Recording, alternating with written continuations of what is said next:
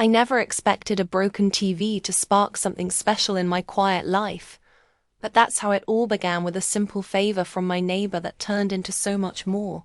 It all started on a quiet Thursday afternoon, the kind where time seems to move slower than usual. I had just finished folding the last of the laundry, the scent of lavender still fresh on my hands, when I settled onto the couch with a cup of lukewarm coffee.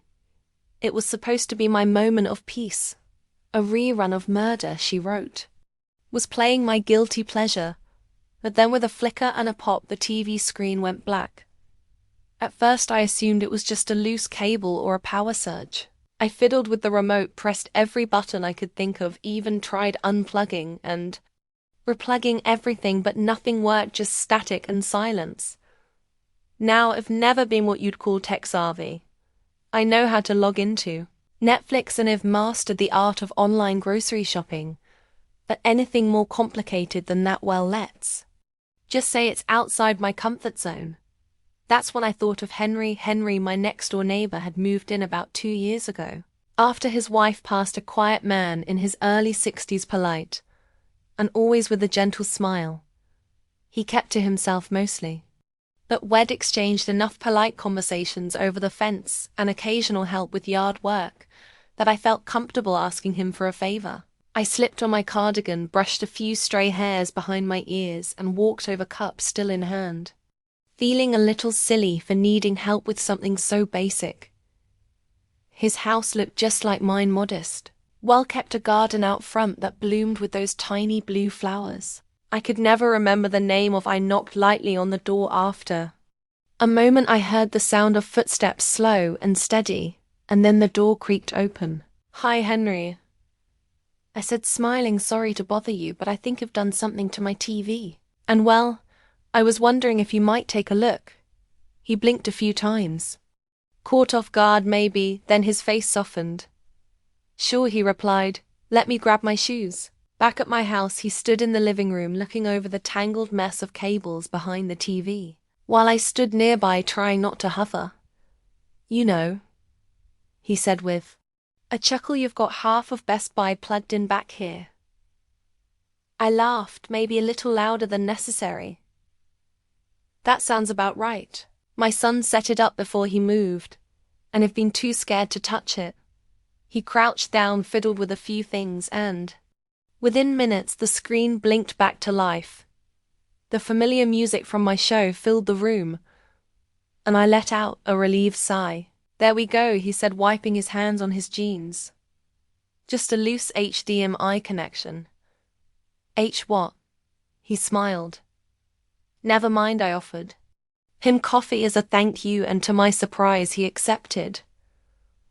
We sat in the sunroom, the one I always kept neat but rarely used. The late afternoon light streamed in through the glass panels, casting warm patterns on the wooden floor. "I never come in here," I confessed, handing him a mug.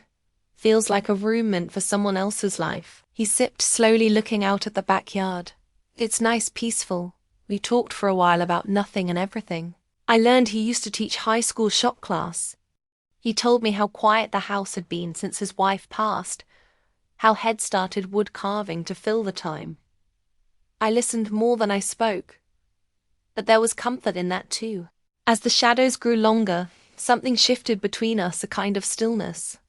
Not awkward, but tender, the kind of silence you don't need to fill. He looked at me then, not in that overt, obvious way, but with a kind of gentle focus that made me feel seen. It had been a long time since someone looked at me like that, really looked. Not as a mother or a neighbor or a widow, just me. I cleared my throat and stood breaking the moment. "Well, I guess I should let you get back to your evening." "Thank you again, Henry. I'd have gone mad without my shows." He stood too, lingering a beat before nodding any time he said, "You know where I am." As I closed the door behind him, I leaned against it for a moment, heart quietly racing. It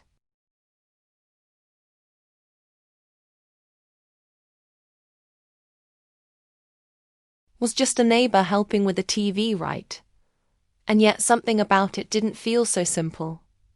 The next few days passed uneventfully, though I couldn't quite shake the odd flutter that had taken up residence in my chest every time I walked past the sunroom or flipped through TV channels, I found myself thinking of Henry, not in a giddy schoolgirl sort of way, but more like a familiar melody. I couldn't quite place soft lingering. I hadn't expected him to come by again. It was a one-time favor, neighborly gesture. But on Sunday morning, as I stepped out to tend to my roses there, he was kneeling by his garden with a trowel in hand, wearing a baseball cap a little too big for his head, and humming something under his breath. I hesitated. Looked peaceful, like someone wrapped in his own quiet world. But then he looked up and caught my eye. "Morning," he said, smiling. "Morning." I echoed, brushing my palms on my jeans. "The tulips are coming in nicely." He glanced over at them. "Yours always come." "In first must be your magic touch." I laughed, though. I felt my cheeks warm a little. Or beginner's luck, I still Google how to prune every spring. He stood up and dusted off his hands. "Listen, I was wondering, I made too much stew last night. Would you be interested in helping me get rid of the leftovers? I'd hate to waste it." I hesitated, not because I didn't want to truthfully. I hadn't had company at my kitchen table in a long time, but because something about his offer felt more meaningful than it should have. Still, I nodded. "That sounds lovely." Later that afternoon, I found myself sitting in his kitchen, a bowl of homemade beef stew steaming in front of me. The space was cozy, lived in. A couple of birdhouses sat on the windowsill, and photos of his kids and grandkids lined the top of a small hutch. We talked over lunch, and this time the conversation dug a little deeper. He told me about his wife Janet, how they met in college, how she used to make peach cobbler every Sunday, how cancer took her too fast. I shared bits about my own late husband, the years of laughter and frustration and compromise about the quiet house he left behind, and how the silence had a way of settling into the walls. There was a moment where we just looked at each other, no words, no explanation, just understanding. Two people who had weathered life's storms and were still standing, still showing up, still trying. "Do you ever feel like you're waiting for something?" I asked him quietly, not even sure why the words came out. Henry set his spoon down and tilted his head slightly. "I used to." Then I realized maybe it wasn't something I was waiting for, but someone I swallowed hard. There was nothing suggestive in his tone, nothing forward or pushy, just a simple truth spoken gently, and somehow that made it even more disarming. After I helped clear the dishes, I lingered by the door, a moment longer than necessary. "Thank you," I said, not just for the stew, for the company he gave me. That soft smile again. The one that didn't try too hard. "You're always welcome here." I nodded, feeling a strange ache beneath my ribs, not sadness. Exactly, something deeper. Something like hope. As I walked back to my house, I noticed how the wind rustled the trees just slightly. How the afternoon sun had dipped into that golden glow I always loved. There was no dramatic music, no fireworks, no sweeping gesture. Just the faint sense that something had shifted between us, something small but real. And that night, as I curled under my blanket and the TV flickered in front of me, I didn't pay much attention to the show. My thoughts were back in that warm kitchen and with the man next door. The next week brought with it a strange, comforting rhythm. Henry and I didn't make formal plans. There were no scheduled dinners or pretense of neighborly duties. It was more like a quiet agreement. Some evenings I'd catch him sitting on his porch with his carving tools and a mug of tea, and I'd wander over pretending I just happened to be passing by. Other times he'd drop off a few tomatoes from his garden, or a slice of something, had baked banana bread, cornbread, things that tasted like time and care. We didn't talk about what was happening between us, but it was there in the way he'd look up before I even knocked, or the way I'd find myself brushing my hair or changing my blouse before stepping outside. One evening, just after dinner, I heard a knock on my door. It startled me. Henry usually waited for me to come over, and I found myself oddly nervous as I opened it.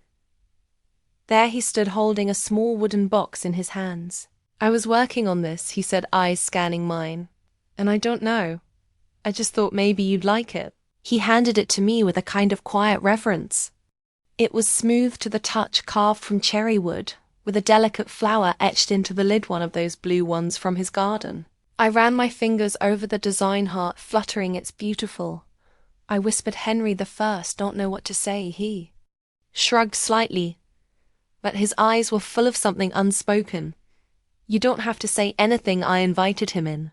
The house smelled like cinnamon from a candle I'd lit earlier, and the lamps cast a golden glow over everything, making the room feel softer, warmer. And we sat in the sunroom again, and this time I brought out 2 glasses of wine. I don't usually drink during the week, but tonight felt different, like something deserved to be toasted. Even if we didn't name it. You're very talented, I said, nodding toward the box. He chuckled. It keeps my hands busy. Helps me think. What do you think about? I asked, not quite looking at him. There was a pause. You, he said quietly. I looked up, heart thudding. There it was. I don't know what I expected in that moment. Maybe I'd laugh it off. Maybe I'd change the subject or pretend I hadn't heard him. But I didn't do any of that.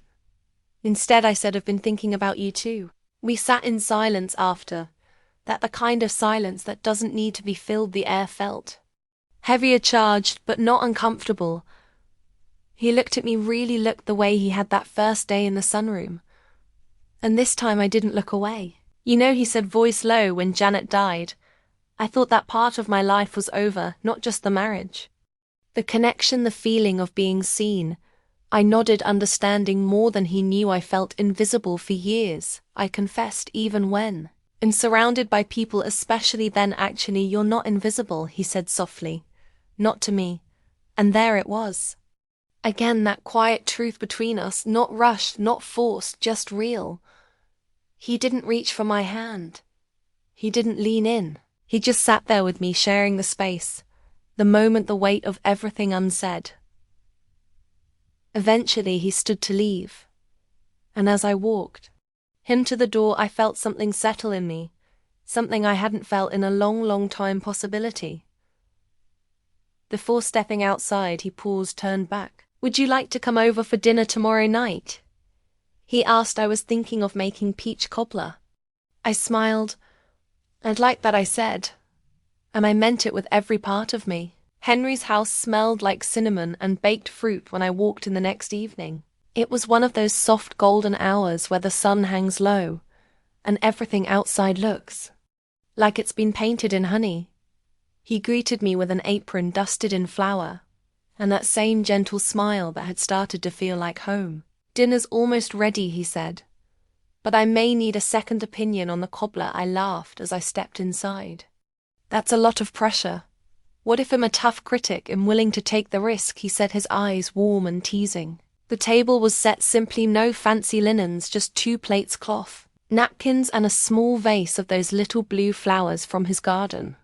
The effort didn't scream romance, it whispered it quietly, respectfully. We talked over roasted chicken and green beans with almonds, the kind of comfort food that tasted like time and care. Conversation came easy now, like old friends who'd finally started saying the things they used to only think. After dinner, he brought out the cobbler, golden and bubbling with a scoop of vanilla ice cream already melting on top. I took a bite and closed my eyes. Okay, I said, pretending to be serious. This may be the best peach cobbler I've had since 1994. Henry laughed. I'll take that as a win.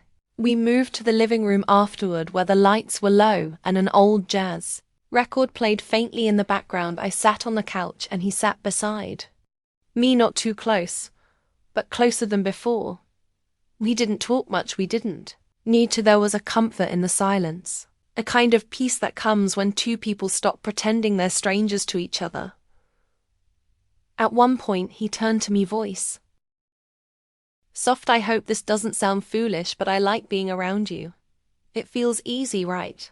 I looked at him for a moment, at the faint lines around his eyes, at the way his hands rested calmly in his lap, at the man who'd shown up in small ways that had somehow changed everything. It doesn't sound foolish, I said. It sounds true. He reached out then, not boldly, not dramatically, just offered his hand between us, palm up like a question. I placed mine in his warm, steady familiar. We sat like that for a long time, no rush, no need to name anything. Eventually I leaned my head on his shoulder, and he let out a breath I didn't know he'd been holding. Outside the world continued on cars, passing a dog barking in the distance, the last birds calling it a night. But inside it felt like time paused just for us. A few weeks later, things didn't change overnight. We still lived in our own houses, still had our own routines. But now there was a quiet thread tying our days together, morning check-ins shared. Meals, the occasional laugh over how much I still didn't understand about HDMI cables. There were no declarations, no big promises, just presence. And oddly that felt like enough, more than enough. One afternoon I was sitting in my sunroom, the wooden box Henry made resting on the windowsill. I had filled it with old letters and photographs, pieces of a life that once felt far away, but now somehow closer. I watched the sunlight hit the lid, bringing out the grain in the wood, the flower carving. Catching the light, I thought about how unexpected all of this had been, how a broken TV had led to a conversation, which led to a meal, which led to something quietly extraordinary. Not a fairy tale, something real. And at this point in life, real is far more precious than fantasy.